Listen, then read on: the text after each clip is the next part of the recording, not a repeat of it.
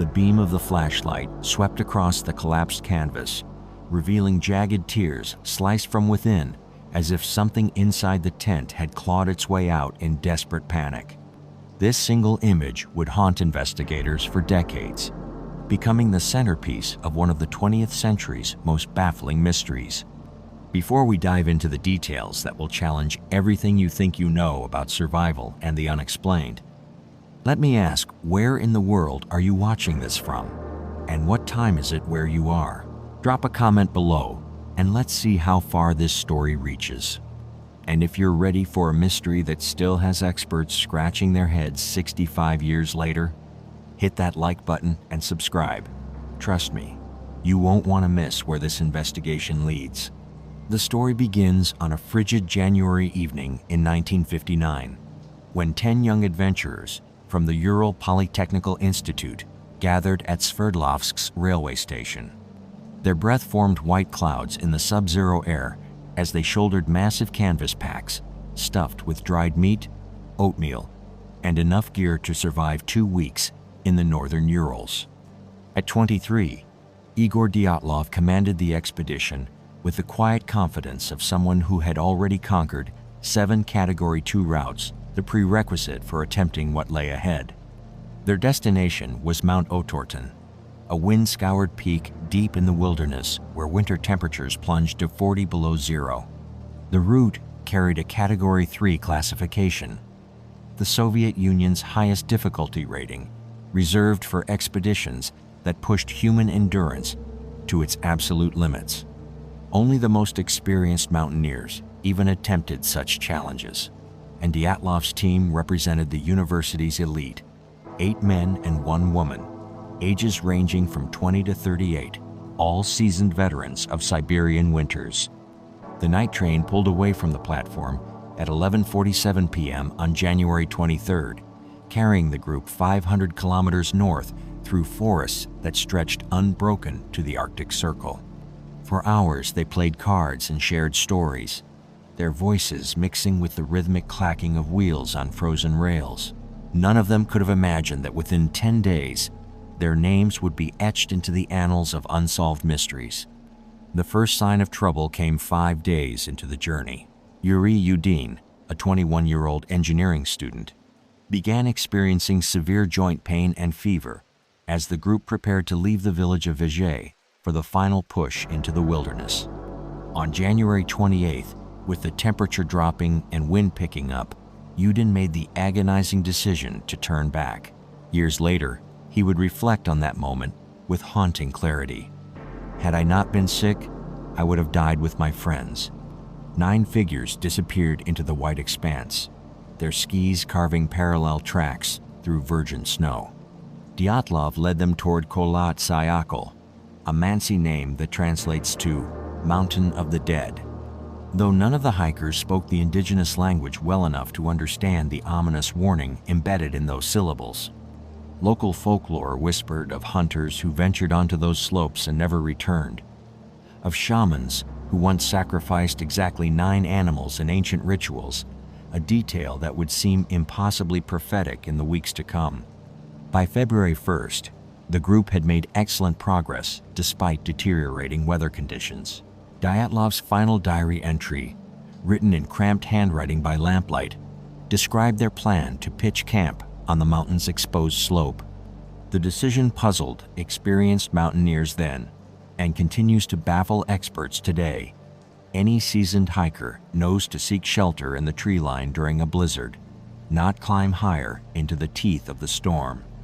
At dusk, they erected their double canvas tent halfway up the mountain's western face. The structure was Dyatlov's own innovation. 2 standard 4-man tents sewn together and reinforced with canvas patches, creating a shelter large enough for the entire group. Ski poles served as the frame while ski sticks anchored the corners, a clever bit of Soviet improvisation that had served them well on previous expeditions. Inside the tent, they arranged their gear with military precision.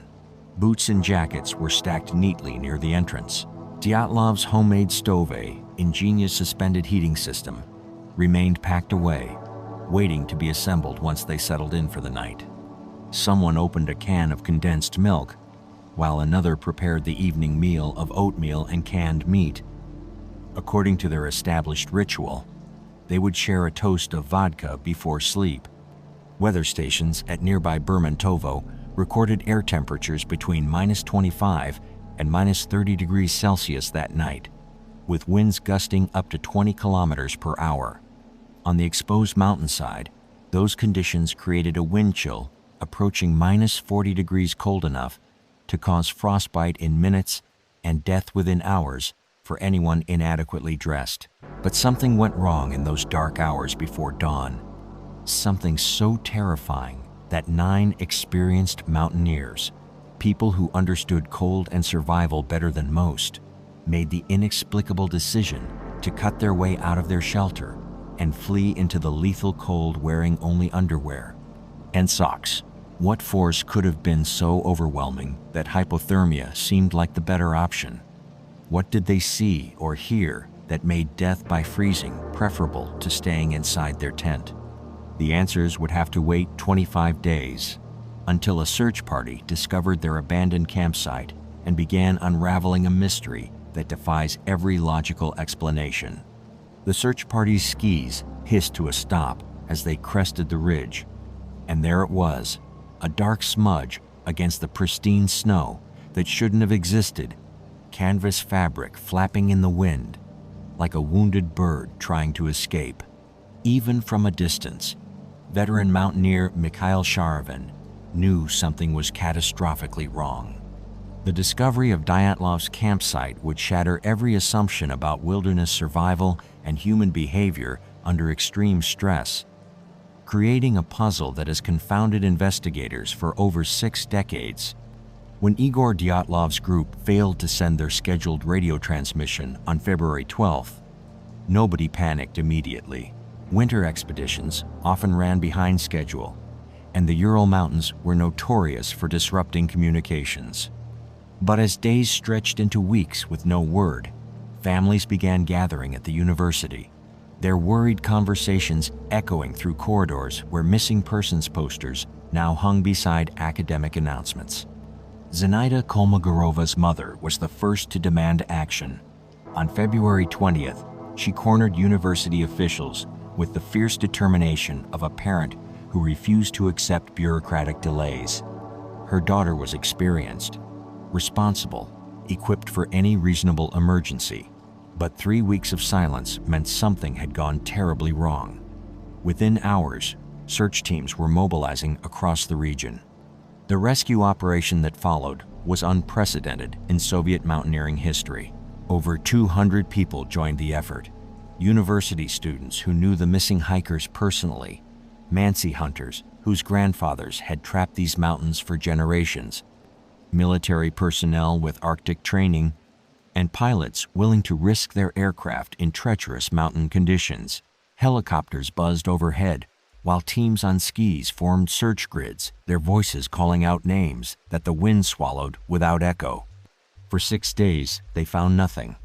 The northern Urals stretched endlessly in every direction, a white maze where landmarks disappeared beneath drifting snow and familiar valleys became alien landscapes overnight. Then, on February 26th, Sharavin's team spotted the tent. As they approached the site, details emerged that made no sense to experienced outdoorsmen. The shelter sat half-collapsed on the mountain's exposed western slope, anchored by skis that still supported one corner while the other end drooped toward the snow. Canvas flapped through jagged tears, not the clean cuts of a knife, but ragged slashes made from inside the tent, as if the occupants had clawed their way to freedom with desperate urgency. Sharavin dropped to his knees beside the nearest tear, running his gloved fingers along the frayed edges. The canvas was thick, military-grade material designed to withstand Siberian conditions. Cutting through it would have required significant effort, yet these gashes suggested frantic haste rather than careful deliberation. More puzzling still, the cuts were large enough for adults to squeeze through, but why slice open their only shelter when a perfectly functional entrance flap hung undisturbed just meters away? Inside the tent, the scene was equally baffling. personal belongings lay arranged with military precision. Boots lined up neatly near the entrance, jackets folded and stacked, even Dyatlov's glasses resting carefully on a pack. Someone had opened a can of condensed milk, leaving the metal lid partially attached. A camera sat loaded with undeveloped film. Most tellingly, Dyatlov's innovative heating system remained completely unassembled despite the brutal cold. The searchers photographed everything before disturbing the scene, their cameras clicking in the mountain silence. Each image captured another piece of the puzzle and another question that defied logical explanation. If the group had fled in panic, why hadn't they grabbed their boots? If they'd had time to arrange their gear so methodically, what emergency could have been urgent enough to send them into the killing cold? The answers lay in the snow outside the tent, where 9 sets of footprints told their own impossible story. The tracks began at the torn canvas and headed downhill in a relatively straight line, not the scattered panic pattern one might expect from people fleeing in terror, but the deliberate path of individuals who knew where they were going. More disturbing still, the prints revealed that most of the group had left wearing only socks or nothing at all on their feet, their impressions showing clearly in snow that would have caused frostbite within minutes. Searcher Boris Slopsov knelt beside the clearest set of tracks, his experienced eye reading the snow-like text. These weren't the deep, uneven gouges of people running in blind panic. The spacing was measured, the depth consistent. Whoever made these prints had been walking with purpose, as if drawn by something more compelling than their own survival instincts.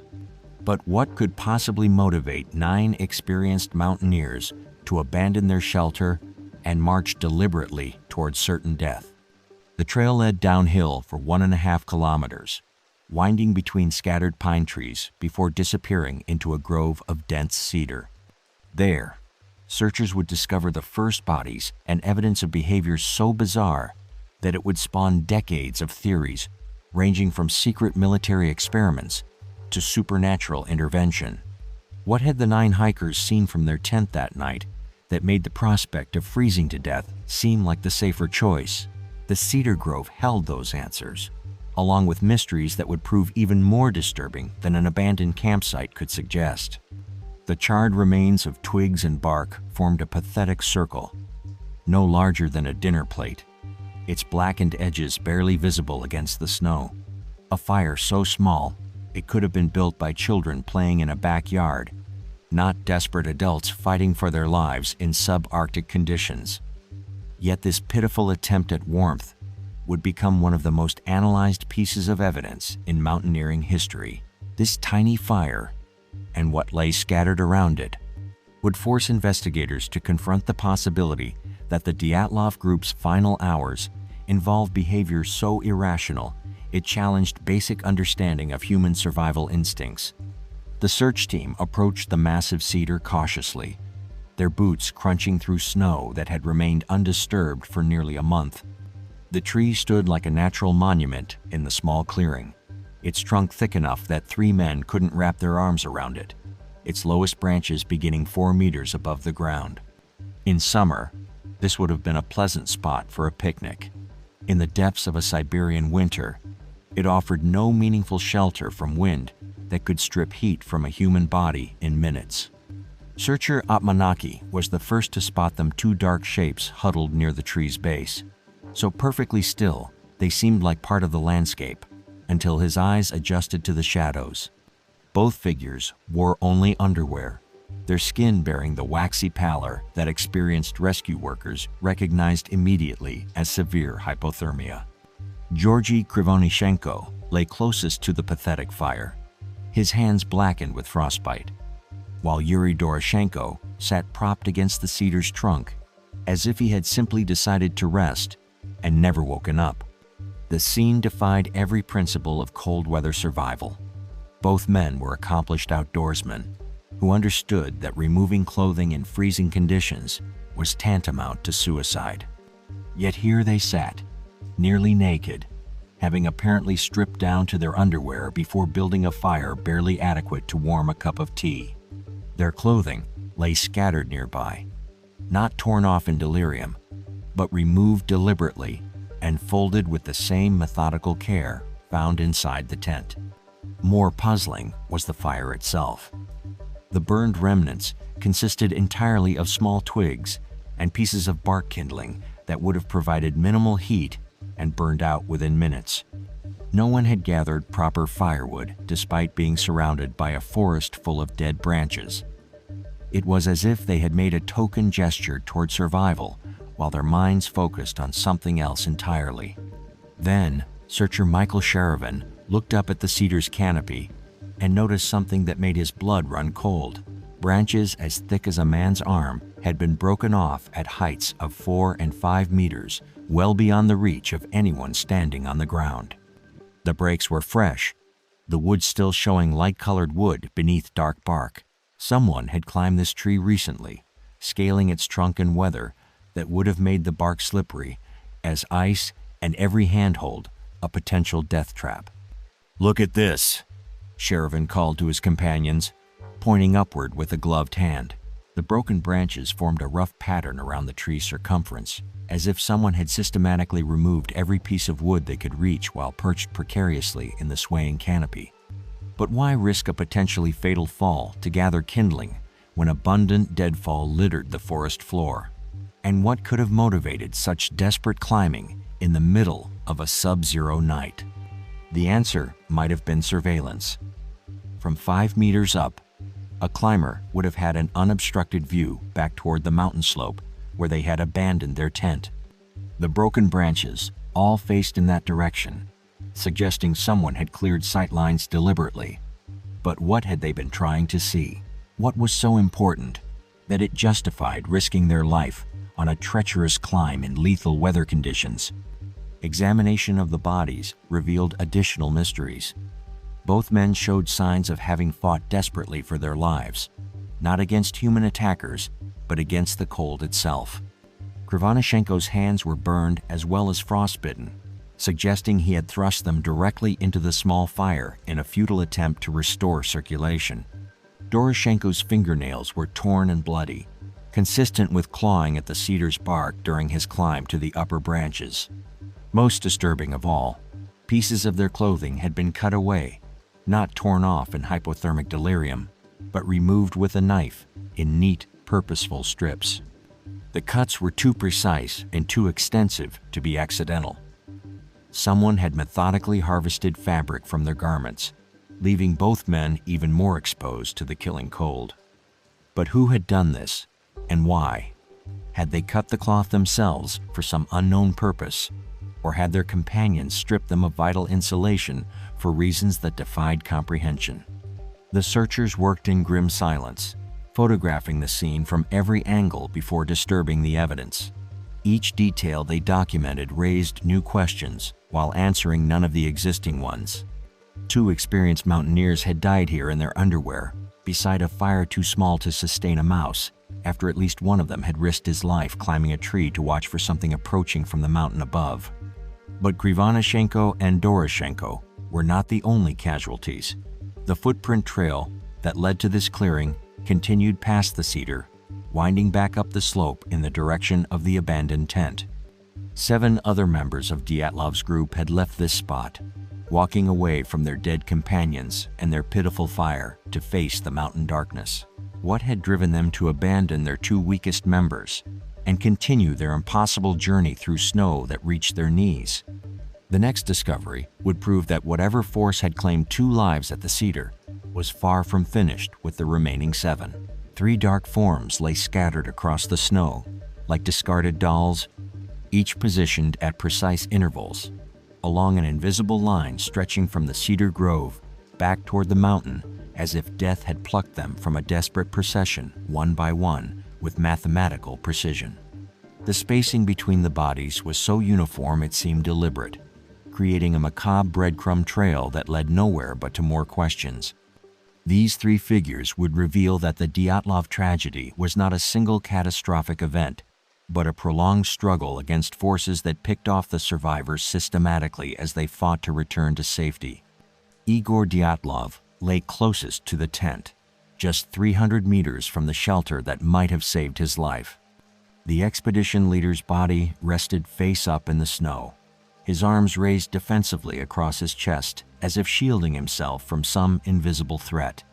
His position suggested he had been crawling uphill when death finally claimed him crawling, despite wearing only a sleeveless undershirt, underwear, and a single sock on his left foot. For a man who had conquered 7 Category 2 routes, dying so close to salvation seemed impossibly cruel. Search team leader Maslenikov knelt beside Dyatlov's frozen form, studying the body with the clinical detachment that 20 years of mountain rescue work had taught him.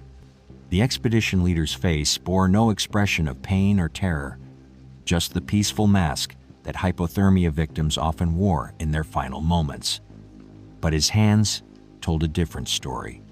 The fingertips were scraped raw, consistent with clawing at snow and ice during his uphill crawl. He had fought for every meter of that final journey. 200 meters behind Dyatlov, they found Zinaida Kolmogorova, the group's only female member and an accomplished athlete who had already completed several difficult winter expeditions. She lay on her side in what searchers recognized as the classic fetal position of severe hypothermia, knees drawn up, arms wrapped around her torso in a futile attempt to conserve body heat. Like Dyatlov, she wore almost nothing: underwear, long socks, and a torn sweater that provided virtually no protection against temperatures that had plunged to 40 below zero. The most disturbing aspect of Kolmogorova's position was her orientation. Her body pointed directly toward the tent, suggesting she too had been crawling uphill when hypothermia overcame her. But examination of the snow around her revealed something that made the seasoned rescuers exchange worried glances. The disturbed snow pattern indicated she had struggled to her feet multiple times, falling and rising again in a determined effort to continue climbing. The woman had refused to surrender, even as her body shut down system by system. Another 150 meters down the slope lay Rustam Slobodin, positioned as if he had simply decided to take a nap in the snow. The young engineer had made it further from the tent than his companions, suggesting he might have been the strongest of the three, or perhaps the most reluctant to abandon his friends at the cedar. His clothing was similarly inadequate: underwear, a single sock, and a torn shirt that hung in tatters around his shoulders. But Slobodin's body held a secret that wouldn't be discovered until the official autopsy. Hidden beneath his thick brown hair, a fracture ran across his skull. Not the kind of injury that typically resulted from a fall in snow, but blunt force trauma consistent with being struck by something heavy. The crack measured 5 centimeters long and had penetrated to a depth that should have been immediately fatal.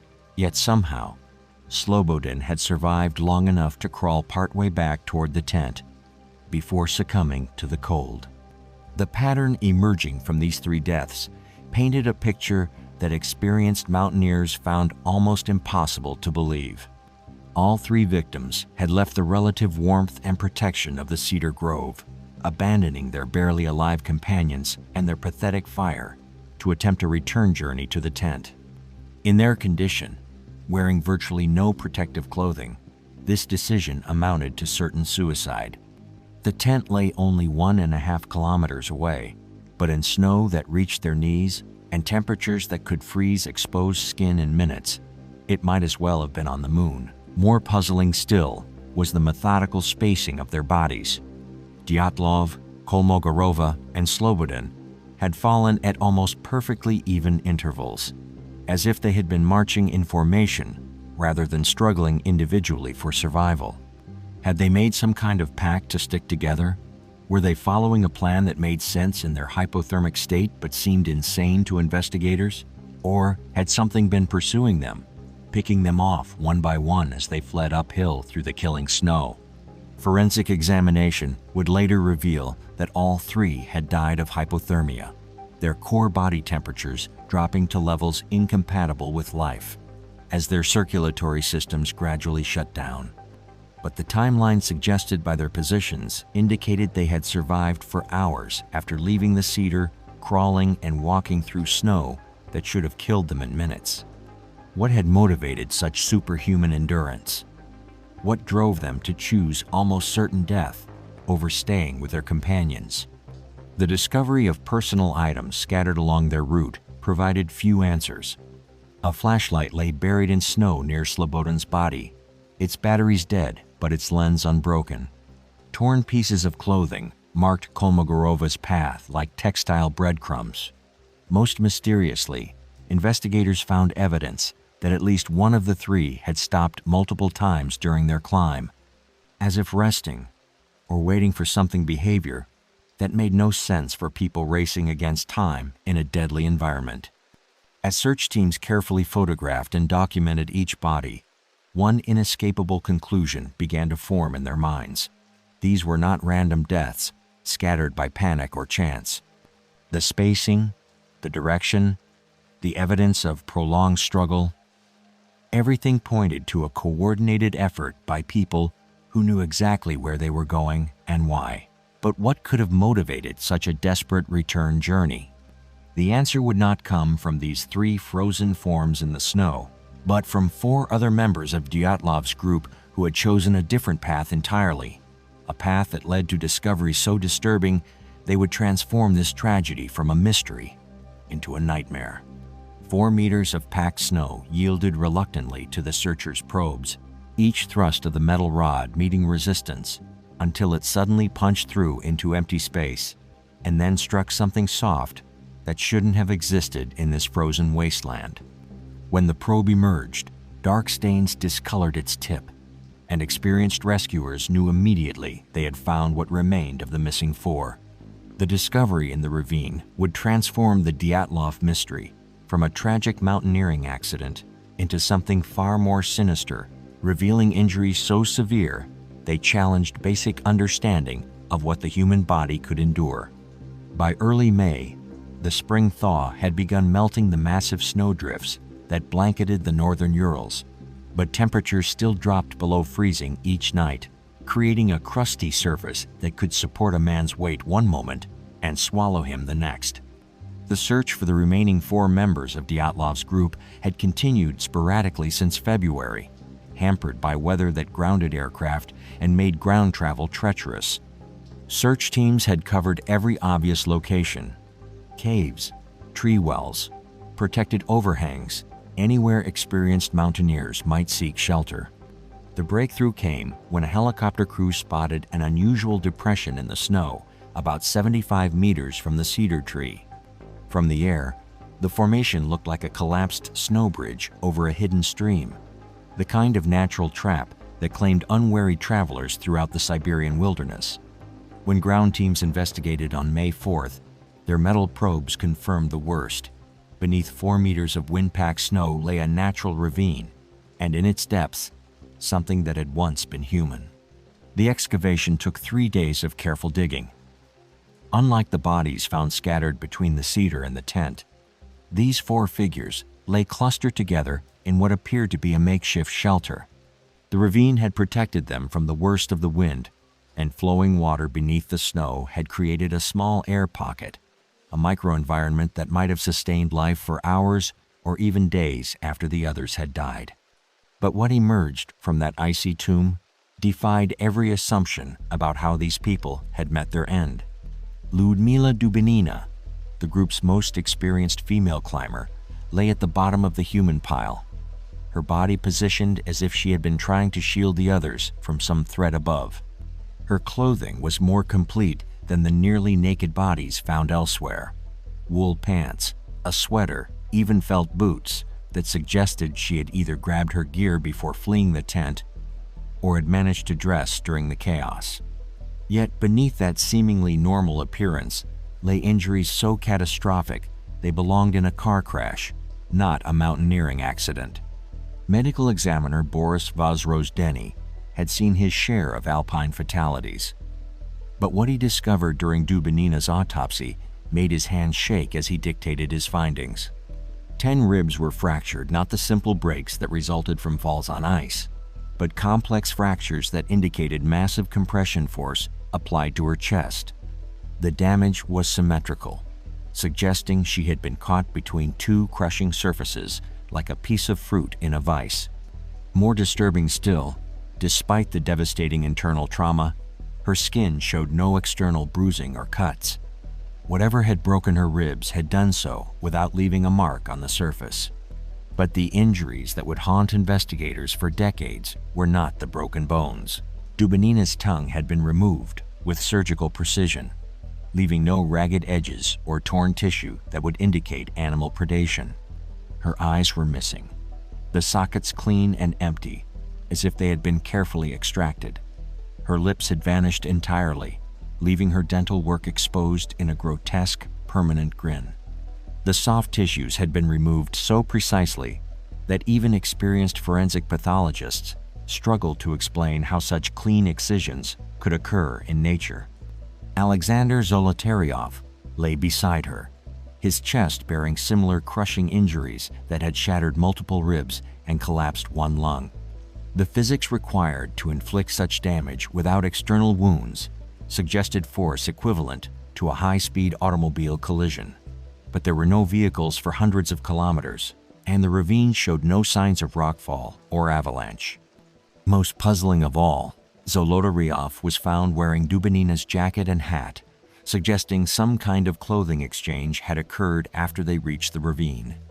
Nikolai Thibault-Brignol, a young engineering student who had joined the expedition as a late addition, bore injuries that defied medical explanation. His skull had been fractured so severely that bone fragments were driven deep into his brain tissue. Yet, like the others, his scalp showed no external wounds. The force required to create such massive internal trauma while leaving the skin intact was beyond anything the searchers had encountered in decades of mountain rescue work. The fourth body, Alexander Kolovatov, presented fewer obvious injuries but raised equally disturbing questions. His body position suggested he had been trying to dig or crawl deeper into the ravine when death claimed him, as if seeking to escape something approaching from above. His fingernails were broken and bloody, consistent with clawing at frozen earth and stone. Most mysteriously, his wristwatch had stopped at precisely 5:31, but whether AM or PM, and on which day, remained unknown. Laboratory analysis of clothing recovered from the ravine revealed another layer to the mystery. 9 pieces of fabric tested positive for radioactive contamination at levels significantly above normal background radiation. The contamination was not evenly distributed, but concentrated on specific garments, suggesting exposure to a localized radioactive source rather than environmental fallout. In the paranoid atmosphere of 1959, this discovery immediately sparked speculation about secret weapons testing and military cover-ups. The clothing evidence raised as many questions as it answered. Some garments had been cut with sharp instruments, not torn by desperate hands or damaged by crushing forces, but sliced cleanly as if someone had been harvesting fabric for unknown purposes. Pieces of one person's clothing were found on other bodies, indicating a systematic redistribution of warmth that continued even after they reached their final shelter. As investigators pieced together the timeline, a horrifying picture emerged. These 4 people had survived longer than their companions, possibly for hours or even days after the initial flight from the tent. They had found relative shelter in the ravine and had even attempted to organize their limited resources for survival. Yet something had found them there. Something capable of inflicting injuries that seemed to mock the laws of physics and human anatomy. What force could crush human ribs like eggshells while leaving skin unmarked? What precision instrument could remove eyes and tongues with surgical accuracy in the depths of a frozen ravine? The answers would lead investigators into territory where science ended and nightmare began, challenging everything they thought they knew about what was possible in the natural world. The thick manila folder slammed shut with a finality that echoed through the prosecutor's office, sealing away photographs, witness statements, and forensic reports that painted a picture too disturbing for public consumption. With a stroke of his pen, senior investigator Lev Ivanov classified the Dyatlov Pass incident as death by overwhelming force of nature, a conclusion that satisfied no one and explained nothing.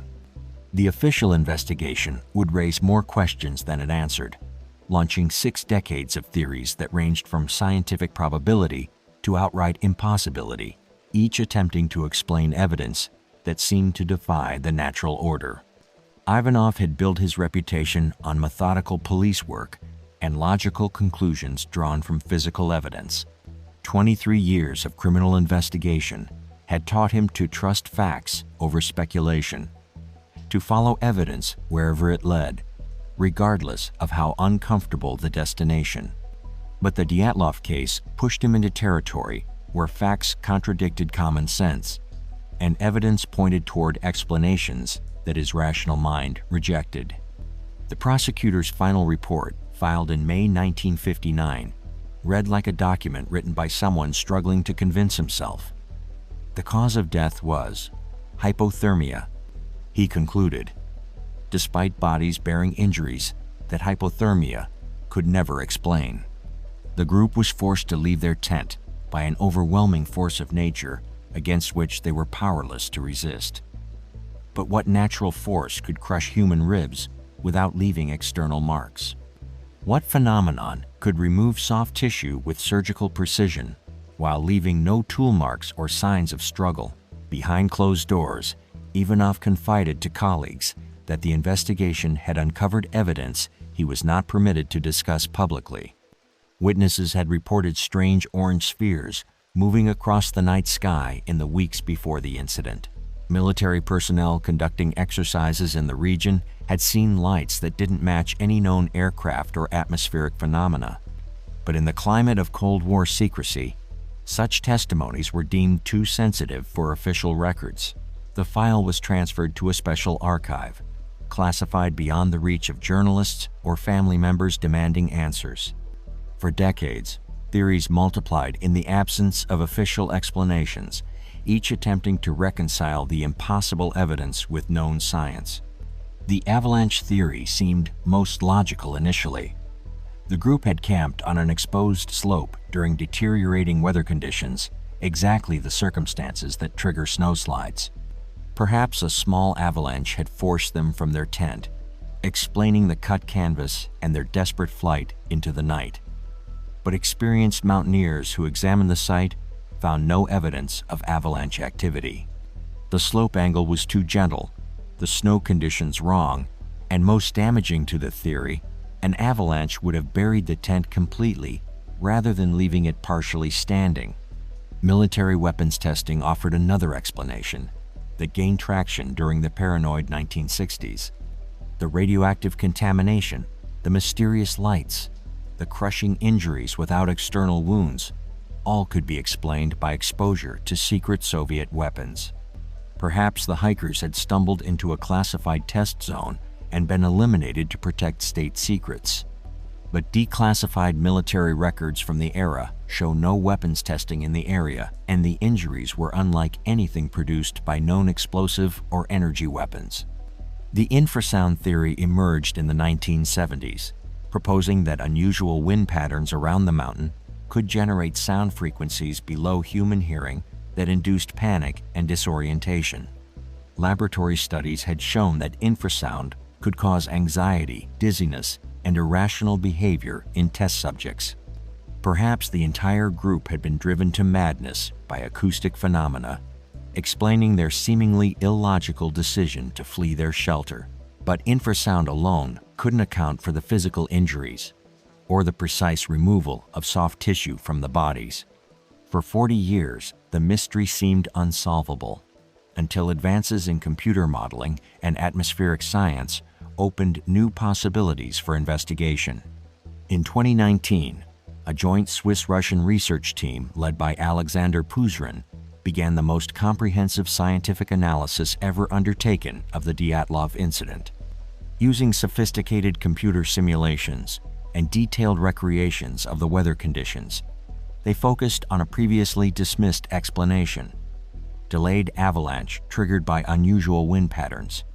The team's modeling revealed that katabatic winds, dense, cold air masses that flow downhill like invisible rivers, could create pressure waves capable of destabilizing snow layers hours after initial deposition. On the night of February 1st, weather conditions around Kholat Syakhl were perfect for generating such phenomena. Cold air masses flowing down from the mountain's peak would have created pressure differentials that could trigger delayed snow movement, potentially hours after the hikers went to sleep. The computer simulations showed that even a relatively small snow slab moving at high velocity down the mountain's 15-degree slope could generate sufficient force to crush human ribs while leaving minimal external damage. The snow's density and speed would compress the chest cavity like a hydraulic press, causing massive internal trauma, while the cushioning effect of the snow itself prevented surface bruising. The model even explained the tent damage. A moving snow mass would have struck the shelter with enough force to terrify the occupants while potentially trapping some inside. In their panic to escape, they would have cut through the canvas rather than struggle with the entrance in darkness. Once outside in their undergarments, hypothermia would have begun immediately, leading to the increasingly irrational decisions that characterized their final hours. But even the most sophisticated scientific modeling couldn't explain every detail. Why had Dubinina's tongue been removed so precisely? What accounted for the radioactive contamination? How did some bodies end up with crushing injuries, while others showed only hypothermia? The Swiss-Russian study answered many questions, while raising others that seemed to push the mystery back into the realm of the impossible. As investigators closed their computers and filed their final reports, one uncomfortable truth emerged from 6 decades of analysis. Some events in this world resist explanation, no matter how advanced our science becomes. But science was not the only lens through which to view the Dyatlov tragedy, and the mountain itself held secrets that predated any modern investigation by centuries. Old Anyamov's weathered hands trembled as he traced the shapes in the dirt, 9 small circles arranged in a pattern that his grandfather had shown him 70 years before, when shamans still walked among the Mansi people, and the old ways held power over life and death. He had never spoken of these things to outsiders, but the tragedy on Kholat Syakhl demanded that someone break the silence that had protected his people for generations. The indigenous folklore surrounding the Mountain of the Dead would reveal that the Dyatlov incident was not an isolated tragedy, but the latest chapter in a story that stretched back centuries, written in a language that modern science had forgotten how to read. The Mansi had avoided Kholat Syakhl for longer than anyone could remember. Tribal elders passed down warnings through generations of hunters and herders, teaching their sons and daughters to give the mountain a wide berth during their migrations between summer and winter camps. The peak held no game worth hunting, no timber worth cutting, no minerals worth mining. Yet that practical explanation masked deeper truths that the old people guarded like sacred fire. In the Mansi language, Kholat Syakhl carried nuances that no Russian translation could capture. Mountain of the Dead was close, but missed the subtle implications of a place where death was not just present, but actively hungry, patient, waiting.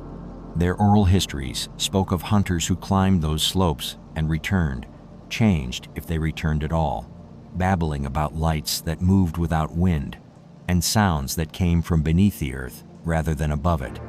Anyamov's grandfather had been one of the last traditional shamans, a keeper of knowledge that Soviet authorities had spent decades trying to erase. Before his death in 1943, the old man had shared stories that connected Kholat Syakhl to practices so ancient they predated written history. On that mountain, he claimed, the spirits of the earth had once demanded a specific price for safe passage through their domain. Exactly 9 lives, offered in a ritual that balanced the forces between the world of the living and the realm of the dead. The number 9 held special significance in Mansi cosmology. It represented completion, the final step before a soul crossed from one existence to another. Ancient ceremonies required 9 participants, 9 sacred objects, 9 days of preparation. When hunters needed to appease the mountain spirits, they would sacrifice 9 animals, never 8, never 10, arranging them in a pattern that mimicked the constellation their ancestors believed governed the boundary between earth and sky.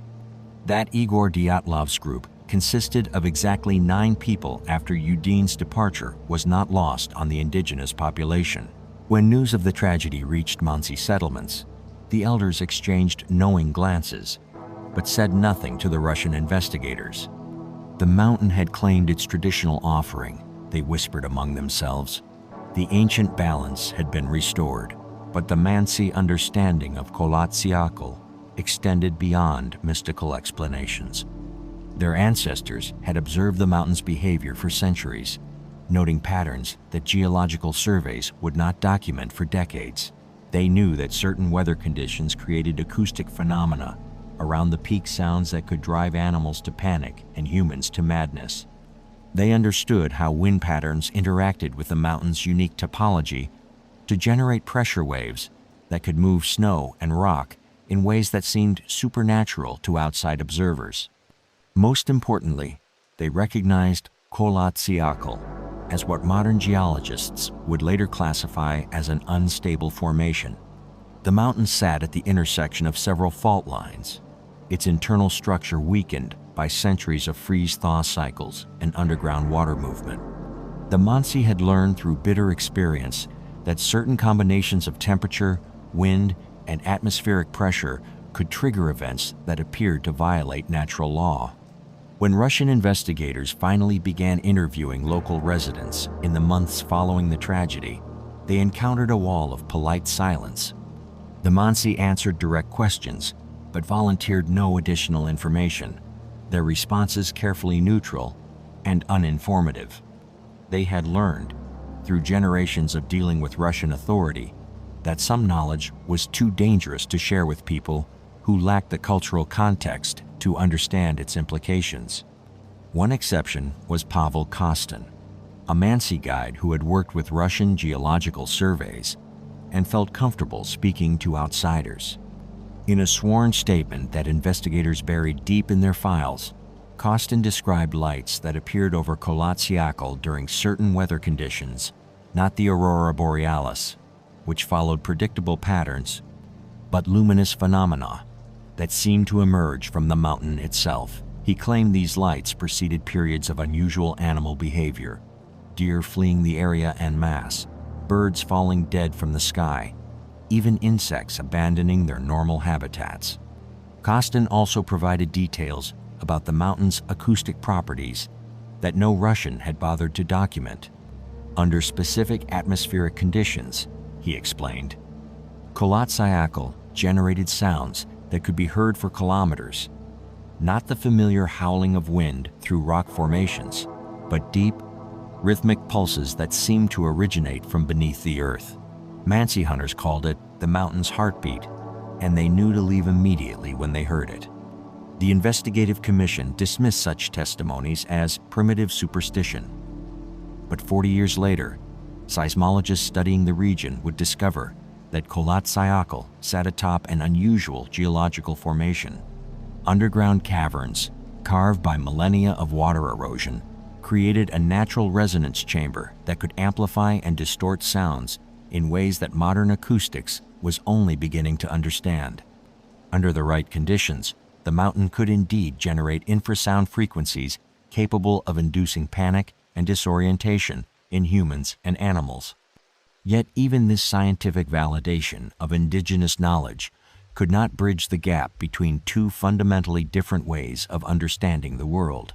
Russian investigators approached the Dyatlov mystery as a problem to be solved through evidence and logic. The Mansi viewed it as confirmation of truths their ancestors had known for centuries, that some places demanded respect, that nature held powers beyond human comprehension, and that the price of ignoring ancient warnings was often paid in blood.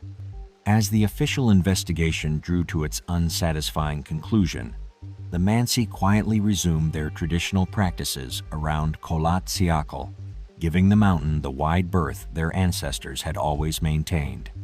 But the larger world was not ready to let the mystery rest, and the questions that haunted 9 young lives would echo through decades of speculation, investigation, and increasingly desperate attempts to find rational explanations for the impossible. 65 years have passed since 9 sets of footprints disappeared into a Siberian blizzard, yet search teams still find remnants on Kholat Syakhl, fragments of canvas, pieces of rusted metal, scraps of clothing that the mountain releases like reluctant confessions. Each discovery reignites the questions that have haunted investigators across 6 decades, proving that some mysteries refuse to stay buried no matter how much snow falls to cover them. The Dyatlov Pass incident has become more than a cold case. It represents the uncomfortable boundary between what science can explain and what the human mind can accept, challenging our fundamental assumptions about rationality, survival, and the nature of reality itself. In the years following the tragedy, the mountain that claimed 9 lives became a pilgrimage site for those seeking answers that official investigations had failed to provide. Mountaineers, journalists, conspiracy theorists, and amateur detectives made the treacherous journey to Kholat Syakhl, each hoping to discover the crucial piece of evidence that would finally solve the puzzle. They found plenty of theories but precious few facts, and many left the mountain more confused than when they arrived. The case transformed modern mountaineering safety protocols in ways that extend far beyond the Soviet Union. Expedition leaders worldwide began requiring more rigorous communication schedules, better emergency beacon systems, and detailed contingency plans for when groups encountered the unexpected.